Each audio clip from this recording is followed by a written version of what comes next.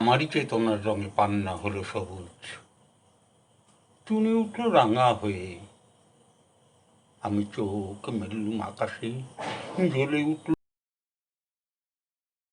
আলো পূবে পশ্চিমে। গোলাপের দিকে চেয়ে বললুম, সুন্দর সুন্দর হলো সে। তুমি বলবে এই যে তত্ত্ব কথা, এই কবির বাণী নয়। আমি বলবো এ সত্য, তাই এ কাব্য। এ আমার অহংকার, অহংকার সমস্ত মানুষের হয়ে, মানুষের অহংকার পটেই বিশ্বকর্মার বিশ্বশিল্প। তত্ত্বজ্ঞানী জপ করছেন নিঃশ্বাসে প্রশ্বাসে। না না না, না পান্না, না চুনি, না আলো, না গোলাপ, না তুমি, না আমি। ওদিকে অসীম যিনি, তিনি স্বয়ং করেছেন সাধনা মানুষের সীমানায়, তাকেই বলে আমি। সেই আমির গহনে আলো আধারে ঘটল সঙ্গম, দেখা দিল রূপ, জেগে উঠল রস, না কখন ফুটে উঠে হলো হাঁ। মায়ায় মন্ত্রে, রেখায় রঙে, সুখে দুঃখে, একে বলো না তত্ত্ব। আমার মন হয়েছে পুলকিত, বিশ্ব আমির রচনার আসরে হাতে নিয়ে তুলি, পাত্রে নিয়ে রং। পণ্ডিত বলছেন, বুড়ো চন্দ্রটা নিষ্ঠুর চতুর হাসি তার, মৃত্যুদূতের মতো গুড়ি মেরে আসছে সে পৃথিবীর পাঁজরের কাছে। একদিন দেবে সে চরম টান, তা সাগরে পর্বতে মর্তলোকের মহাকালের নূতন খাতায় পাতা জুড়ে নামবে একটা শূন্য, গিলে ফেলবে দিন রাতের জমা খরচ, মানুষের কীর্তি হারাবে অমরতার ভান, তার ইতিহাসে লেপে দেবে অনন্ত রাত্রির কালি। মানুষের যাওয়ার দিনের চোখ বিশ্ব থেকে নিকিয়ে নেবে রং, মানুষের যাওয়ার দিনের মন ছানিয়ে নেবে রস। শক্তির কম্পন চলবে আকাশে আকাশে, জ্বলবে না কোথাও আলো, বিনাহীন সভায় যন্ত্রীর আঙুল নাচবে, বাজবে না সুর। সেদিন কবিত্বহীন বিধাতা একা রবেন বসে নীলিমাহীন আকাশে, ব্যক্তিত্বহারা অস্তিত্বের গণিত তত্ত্ব নিয়ে। তখন দূরে দূরান্তে অনন্ত অসংখ্য লোকে লোকান্তরে এ বাণী ধ্বনিত হবে না কোনোখানেই, তুমি সুন্দর, আমি ভালোবাসি। বিধাতা কি আবার বসবেন সাধনা করতে, যুগ যুগান্তর ধরে প্রলয় সন্ধ্যায় জপ করবেন, কথা কও কথা কও। বলবেন, বলো তুমি সুন্দর। বলবেন, বলো আমি ভালোবাসি। নমস্কার, আমি অনির্বাণ বিশ্বাস। আজকে আছি আপনাদের সঙ্গে সুন্দরী বাংলা চ্যানেলে। এই চ্যানেল থেকে আমার আবৃত্তি আপনাদের কাছে পৌঁছে দেওয়ার যারা উদ্যোগ নিয়েছেন তাদেরকে আমি অনেক ধন্যবাদ জানাচ্ছি আপনাদের সামনে আসার সুযোগ করে দেওয়ার জন্য। আজকে আমি এখনই যে আবৃত্তিটা করলাম কবি রবীন্দ্রনাথ ঠাকুরের কবিতা আমি। আজকে আমি শুধু আবৃত্তি আপনাদের শোনাবার উদ্দেশ্য নিয়ে এখানে আসিনি, তার সঙ্গে আবৃত্তি সম্পর্কিত কিছু কথা আজকে আমি আপনাদেরকে জানাতে চাই।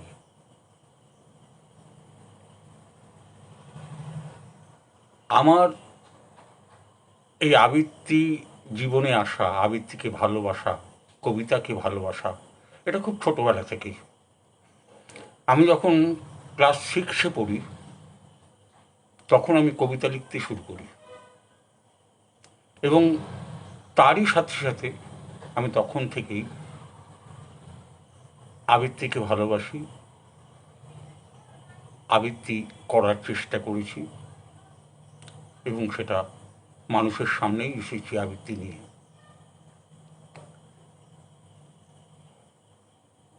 সেই ছোটোবেলায়, তখন আমার বয়স বোধহয় 12 কি 13 বছর, সেই সময়ই আমরা এক বন্ধুর সাথে মিলিত হয়ে আমি একটি সাহিত্য পত্রিকাও প্রকাশ করি তখন থেকেই। তারপরে অনেক পত্রিকা প্রকাশ করেছি, কবিতার সঙ্গে থেকেছি। কিন্তু যে প্রফেশনাল আবৃত্তি বলতে যেটা বুঝি, সিরিয়াসলি যেটা আবৃত্তি, মানে জেনে বুঝে যে আবৃত্তি, জেনে বুঝে এই কারণে বলছি যে আমি মনে করি, এটা নিশ্চিত কথা আর কি, আমি মনে করার ওপরে এটা নির্ভর করছে না, যে প্রত্যেকটা শিল্পই একটা সচেতন বৈজ্ঞানিক প্রয়াস। আবৃত্তির ক্ষেত্রে যে বিজ্ঞানটা রয়েছে তা মূলত বাচিকের ওপরে, বাচিক, ভয়েস এবং স্পিচ। আজ থেকে 30 বছর আগে 1991 সালে আমরা একটা নাট্য প্রশিক্ষণ করি এবং সেখানে ভয়েস অ্যান্ড স্পিচ এই বিষয়ে আমাদের পাঠদান করেছিলেন শ্রদ্ধেয় দেবেশ চক্রবর্তী মহাশয়। এবং সেই ক্লাসে অংশগ্রহণ করার মধ্যে দিয়েই একটা বিস্তৃত একটা দিগন্ত আমার সামনে যেন খুলে যায়। আমি আবৃত্তিটাকে আরও আঁকড়ে ধরি এবং প্রফেশনালি আবৃত্তি মানে বিভিন্ন মঞ্চে আবৃত্তি করি, পয়সা পাই, লোকে ভালো বলে, প্রশংসা করে, এইভাবেই আবৃত্তির ভেতরে জড়িয়ে পড়ি। এবং তারপরে আবৃত্তি শেখানোর জন্য অনেকেই আমাকে বলতে শুরু করেন যে আপনি যেটা জানেন সেটা কার কাছে রেখে যাচ্ছেন, কাদের কাছে রেখে যাচ্ছেন। তো এইসব কথা থেকেই আমি পরবর্তীকালে আবৃত্তি শেখাবার চেষ্টা করি, আবৃত্তি ক্লাস করি, এগুলো। যাই হোক,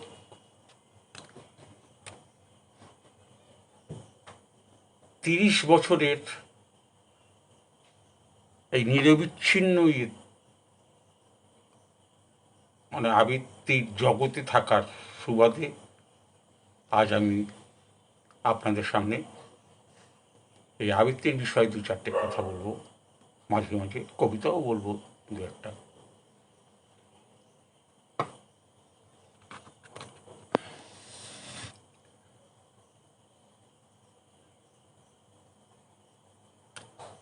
আমরা অনেককেই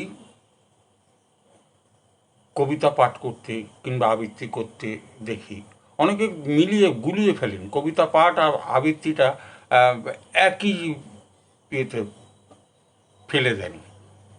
কিন্তু আবৃত্তির একটা নির্মাণ থাকে, ওই যে বললাম প্রত্যেকটা শিল্পই একটা সচেতন বৈজ্ঞানিক প্রয়াস। তাহলে আবৃত্তির ভেতরে যে বিজ্ঞানটা রয়েছে, মানে ভয়েজের ভেতরে যে বিজ্ঞানটা রয়েছে, সেটা আমরা অনেক সময় জানতে চাই না, দূরে রাখি, জানা থেকে একটু দূরে থাকি, বিরত থাকি। যেমন ভয়েস, যেমন শব্দ কোথা থেকে উৎপন্ন হয় এটা আমরা অনেকেই জানি না, আমরা শব্দ করি। আবার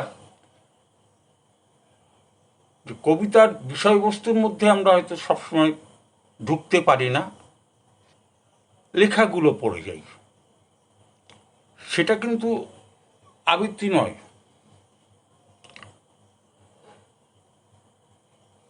আবৃত্তি তার একটা নির্মাণ থাকবে, কথাগুলোকে একটা চিত্রায়িত করতে হবে।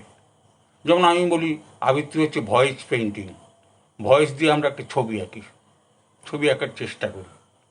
এই ছবিটা আঁকার আগে ছবিটা তো আমাকে দেখতে হবে, সেই ছবিটা দেখার কাছেই আমাদের অনেকের দেখি অনেক সময় খামতি থেকে যায়। পরবর্তীকালে যারা আবৃত্তি করবেন বা এখন যারা ছোটরা আছে আবৃত্তি করবে, তাদের জন্যই মূলত এগুলো বলা, যে কী করে আমরা আমাদের আবৃত্তিটাকে আর একটু ভালো করতে পারবো, আর একটু সজীব করতে পারবো। আমাকে অনেকেই দেয় আমার আবৃত্তি নাকি একটু অতি নাটকীয়। আসলে আমি ওই যে বললাম, নাট্য শিক্ষা শিবির থেকে আমি যে ভয়েস অ্যান্ড স্পিচের ক্লাস করছিলাম শ্রদ্ধেয় দেবেশ চক্রবর্তী মহাশয়ের কাছে, তিনি তো নাটকের লোক ছিলেন। আর আমাদের নাটকের আপনারা নিশ্চয়ই জানেন, নাটকের 3টে ভাগ আছে।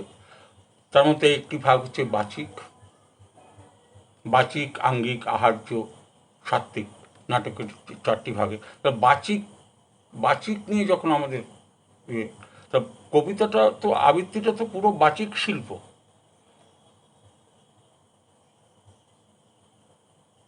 আমি একটা জায়গায় লেখা আছে, সে কেঁদে কয় নিচে থেকে, হারিয়ে গেছি আমি। এই যে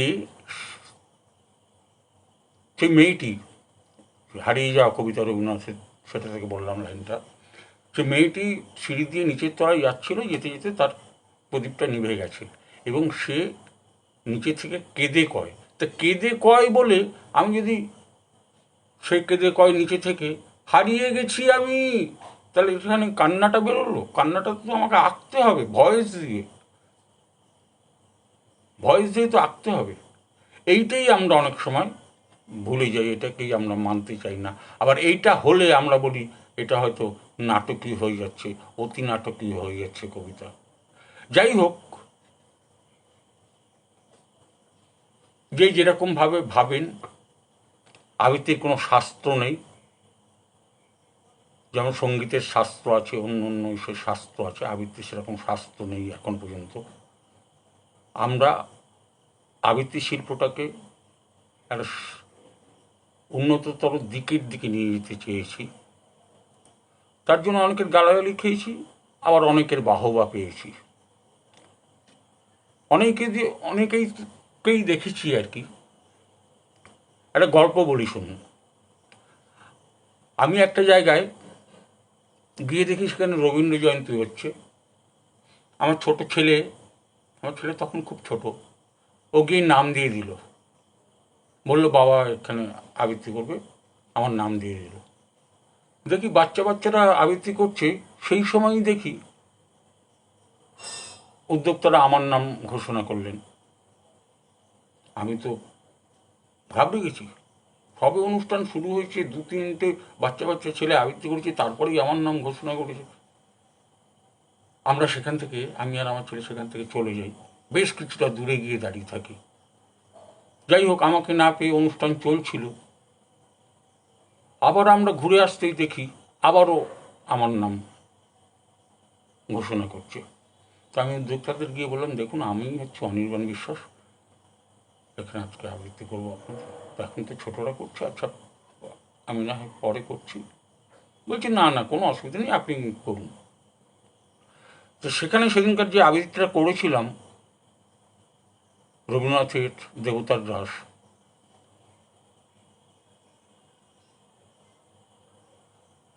প্রায় 15 বছর পরে সেই জায়গাতে গিয়ে অন্ধকার থেকে খুঁজে নিয়ে একটা লোক আমাকে বলছে, দাদা ভালো আছেন? আপনার নাম তো কিষাণ বিশ্বাস। আমি বললাম হ্যাঁ, অনির্বাণ বিশ্বাস। বলছে আমি আপনার আবৃত্তি শুনেছিলাম, খুব ভালো লেগেছিল। তো এই ধরনের কমপ্লিমেন্টস আমি সারা জীবনে অনেক পেয়েছি, এবং সেখান থেকেই যত পেয়েছি আমার তত আবৃত্তির প্রতি ভালোবাসা বেড়েছে, প্রেরণা বেড়েছে। এবং আমার মনে হয়েছে যে আবৃত্তিটা আমাকে একবার একজন বাংলার মাস্টারমশাই বলেছিলেন যে আপনি তো বহু মঞ্চে আবৃত্তি করেন, আপনার কাছে একটা অনুরোধ রাখছি, আপনি ক্লাস 10-এর সিলেবাস থেকে যদি কবিতাগুলো নিয়ে যদি আবৃত্তি শোনান, তাহলে ছাত্রছাত্রীদের খুব কাজে লাগে, তাদের উপকার হয়। এই ধরনের কমপ্লিমেন্টসই আমাকে আবৃত্তির প্রতি আর কি বিশ্বস্ত থাকতে, আবৃত্তির প্রতি একটা ভালোবাসা জাগিয়ে রাখতে সাহায্য করেছে। যাই হোক, অনেক কথা বললাম, এবার একটা আবৃত্তি শোনাবো।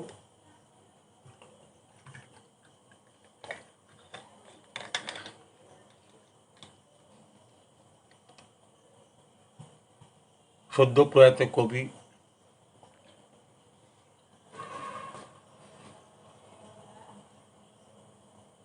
তার লেখা কবি শঙ্খ ঘোষ কবিতা যমুনাবতী।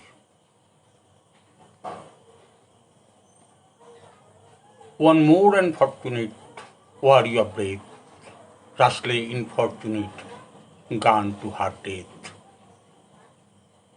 নিভন্ত এই চুল্লিতে মা একটু আগুন দেই, আর একটু কাল বেঁচেই থাকি বাঁচার আনন্দে।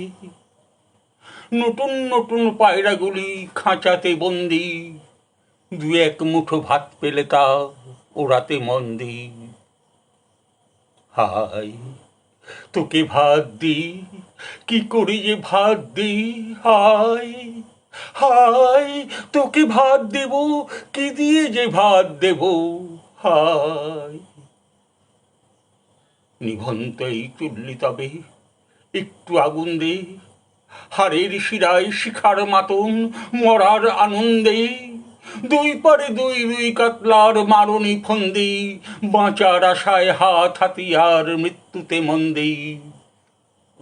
বরকিনা টরকিনা জঙ্কিকে সামলায়, ধার চকচকে ছাপা দেখছো না হামলায়, যাসনি ও হামলায় যাসনি।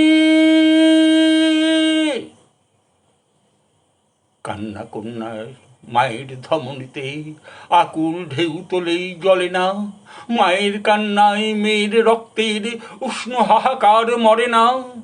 চলল মেয়ে রণে চলল, বাজে না ডম্বরু, অস্ত্র ঝনঝন করে না, জানলো না কেউ তা, চলল মেয়ে রণে চলল। পেশির দৃঢ় ব্যথা, মুঠোর দৃঢ় কথা, চোখের দৃঢ় জ্বালার সঙ্গে চলল মেয়ে রণে চলল। নেক্রেয়জোর মৃত্যু এলো, মৃত্যুরই গান গা, বাপের চোখে মায়ের চোখে দু তিনটে গঙ্গা। দুর্বাতে তার রক্ত লেগেই সহস্র সঙ্গী, জাগে ধক ধক যজ্ঞে ঢালেই সহস্র মন ঘি। যমুনাবতী সরস্বতী কাল যমুনার বিয়ে, যমুনা তার বাসর রচে বারুদ বুকে দিয়ে, বিষের টোপর নিয়ে। যমুনাবতী সরস্বতী গেছে পথ দিয়ে, দিয়েছে পথ গিয়ে, নিভন্ত এই চুল্লিতে বোন আগুন ফলেছে, আগুন ফলেছে, আগুন ফলেছে।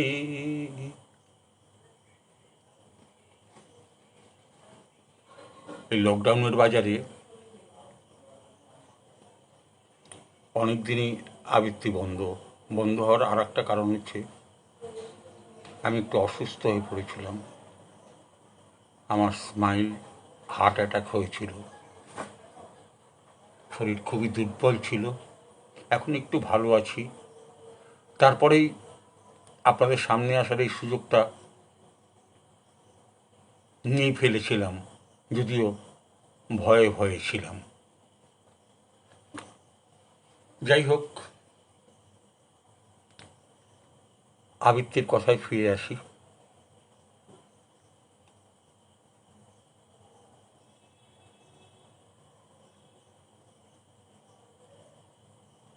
আমি বলবো, যারা আবৃত্তি করতে ভালোবাসেন আপনারা ভেবে দেখবেন, আপনারা করবেন এটা, আপনারা একদমই যতগুলো কথা বলবেন বা বলবো আমরা,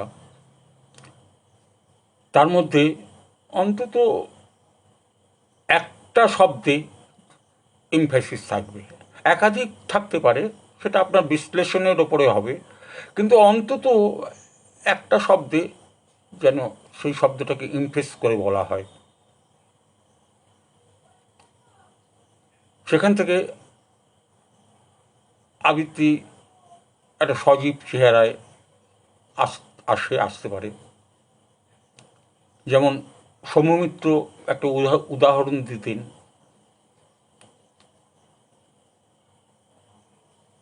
আমি কাল তোমাদের বাড়িতে যাব। 5টি শব্দ আছে, আমি কাল তোমাদের বাড়িতে যাব। আপনারা এই 5টি শব্দকে আলাদা আলাদাভাবে আমি কাল তোমাদের বাড়িতে যাব, আমি কাল তোমাদের বাড়িতে যাব, আমি কাল তোমাদের বাড়িতে যাব, আমি কাল তোমাদের বাড়িতে যাব, আমি কাল তোমাদের বাড়িতে যাব, এইভাবে আপনি উচ্চারণ করে দেখুন যে সূক্ষ্মভাবে 5টা আলাদা অর্থ বয়ে আনছে।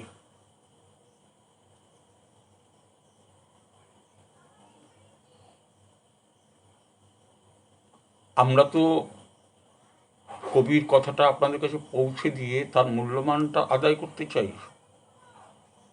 সে যেটা বলতে চাইছেন সেটা তো আমরা তুলে আনতে হবে, সেটাই তো আমাদের কাজ। তাহলে আমরা সেই কাজটা ভালোভাবে করতে পারি।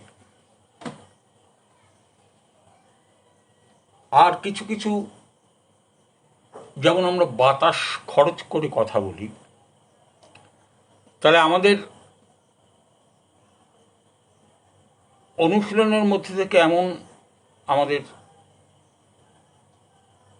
যে আমরা অ্যাট এ টাইমে যাতে পর্যাপ্ত বাতাস নিতে পারি এবং সেই বাতাসটা আমরা প্রয়োজন মতো ধীরে ধীরে ধীরে ধীরে ডিস্ট্রিবিউশন করতে পারি।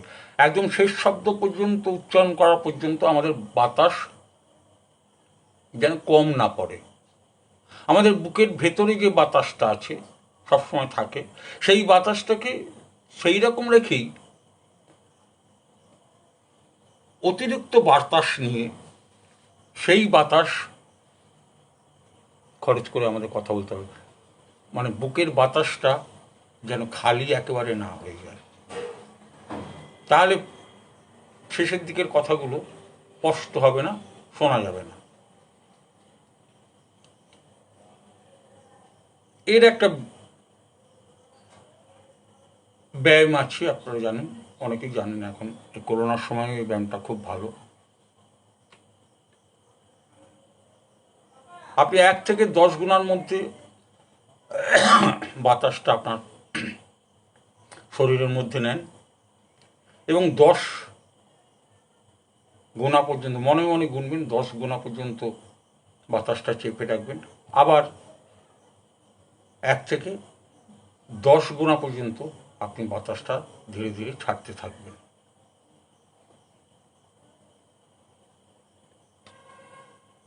এগুলো বলছি মানে ওইটা নিয়ে যদি আপনারা ভাবেন বা চর্চা করেন যে বাতাসের এইটা, তাহলে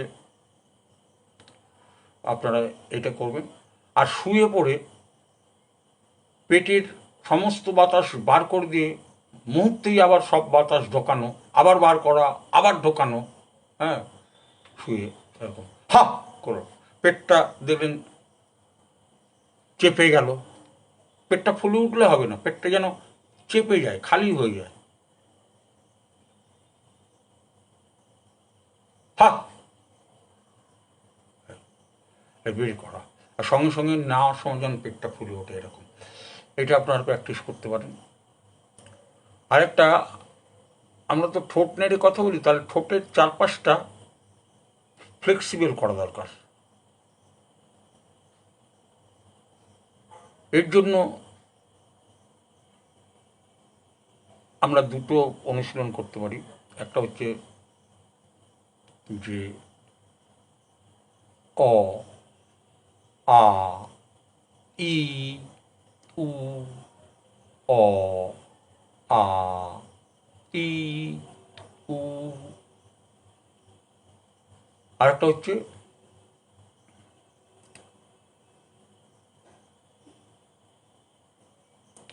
আমরা এরকম উচ্চারণ করতে পারি,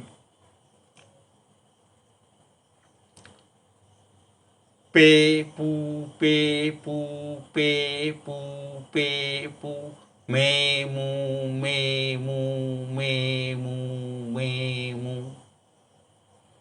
এটাকে ক্রমাগত বলে বলে অভ্যাস করতে পারি।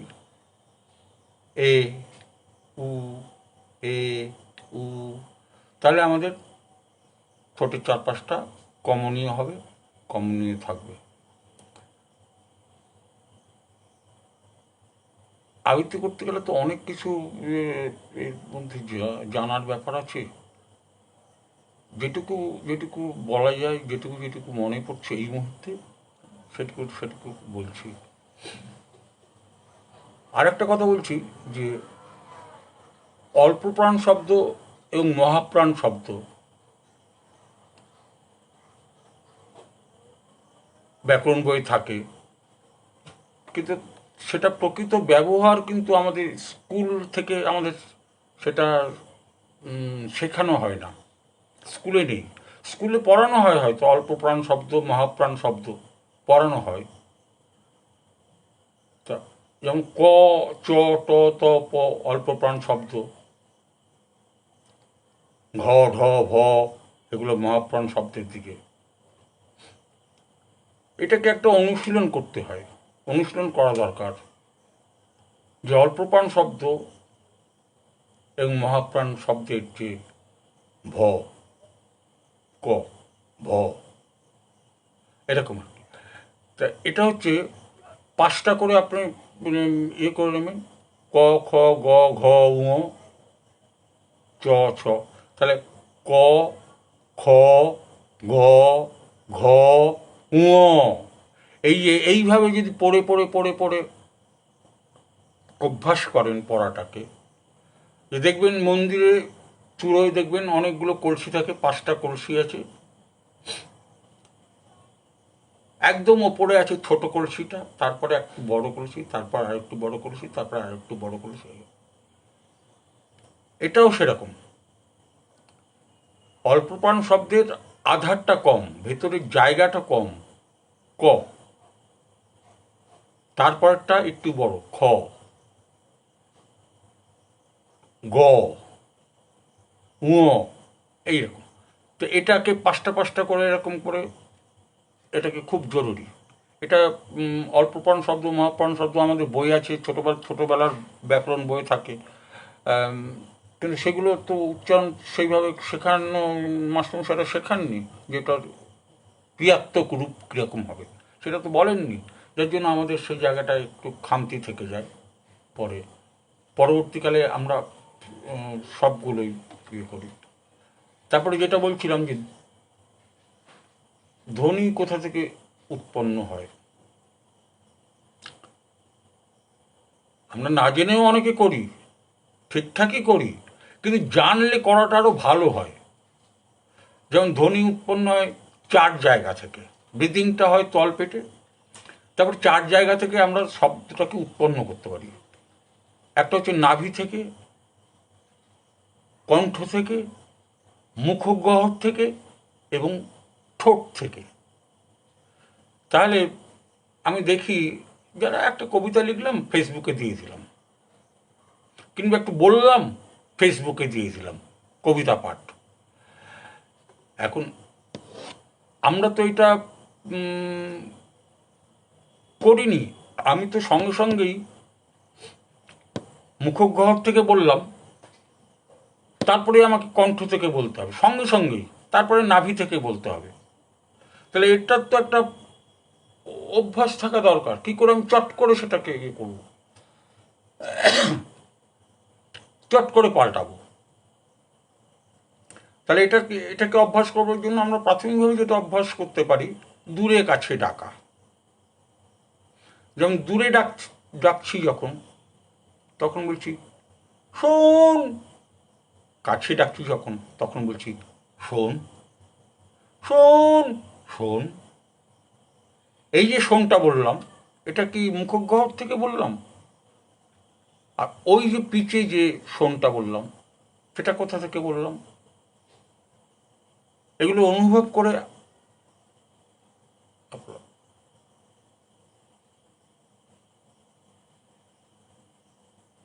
এবার যেটা বলছিলাম যে পেইন্টিংটা, ভয়েস পেইন্টিং, আমরা বলতে পারি যে সে অনেক দিনের কথা। কতদিন আগেকার কথা বললাম? সে অনেক দিনের কথা, অনেক দিনের কথা। তাহলে এটাকে আমরা নোট পরিবর্তন করে এটাকে আমরা সেই ডিস্টেন্সটাকেই করতে পারি যে কত দিনের কথা সেটা। সেটা কি 2-4 মাস আগের কথা, না 2-4 বছর আগের কথা, নাকি আরও অনেক অনেক দিনের আগের কথা? এটা কিন্তু আমাদের উচ্চারণের উপর দিয়েই করতে হবে, ডিস্টেন্সটাকে বোঝাতে হবে। যাক, অনেক কথা হলো। আরেকটি আবৃত্তি, এই কবিতাটা আবৃত্তি করতে আমার খুব ভালো লাগে। আমি এটা প্রায় সব জায়গাতেই করি, এটা যেখানে মঞ্চে করি আর কি, সব জায়গাতেই এটা মানুষজনকে শোনাই। একটি নিগ্রো কবিতা, রচনা আন্তোনিও জাসিন্টো, বাংলায় অনুবাদ করেছেন কবি বীরেন্দ্র চট্টোপাধ্যায়।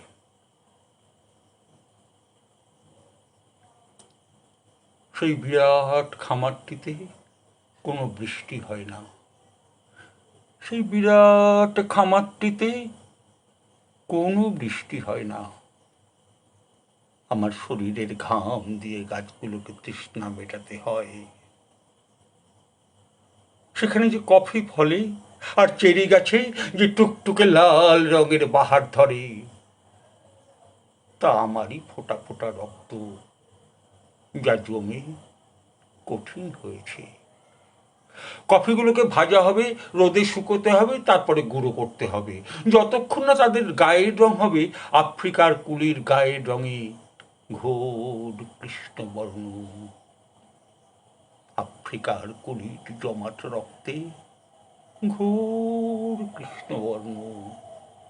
যে পাখিরা গান গায় তাদের জিজ্ঞাসা করো, যে ঝর্ণারা নিশ্চিন্ত মনে এদিক ওদিক ছোটাছুটি করে, এই মহাদেশের মধ্যকার মানচিত্র থেকে যে বাতাস মর্মরিত হয়, কে ভোর না হতেই ওঠে, কে তখন থেকেই খেটে মরে, কে দীর্ঘ রাস্তা নাঙল কাঁধে কুঁজো হয়ে হাঁটে, আর কেই বা শস্যের বোঝা বইতে বইতে ক্লান্ত হয়, কে বীজ বপন করে আর তার বিনিময় যা পায় তা হলো ঘৃণা, বাসি রুটি, পচা মাছের টুকরো, শতচ্ছিন্ন নোংরা পোশাক, কয়েকটা নয়া পয়সা।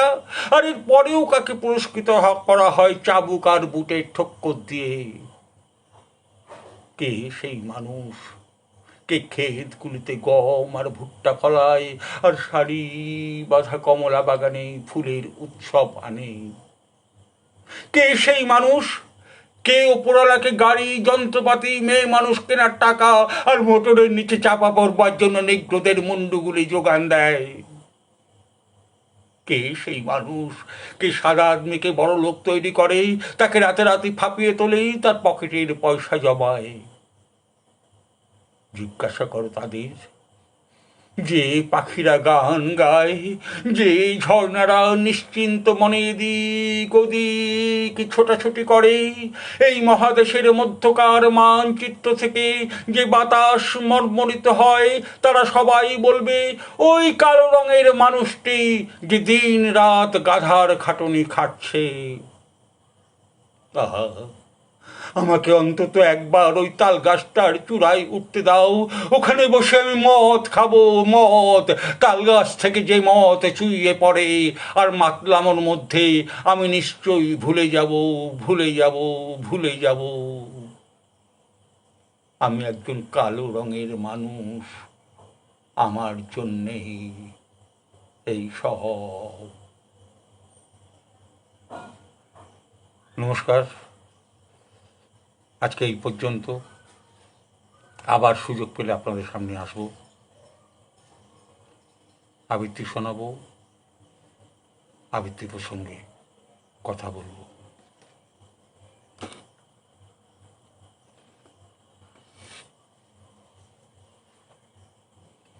হচ্ছে কাজ।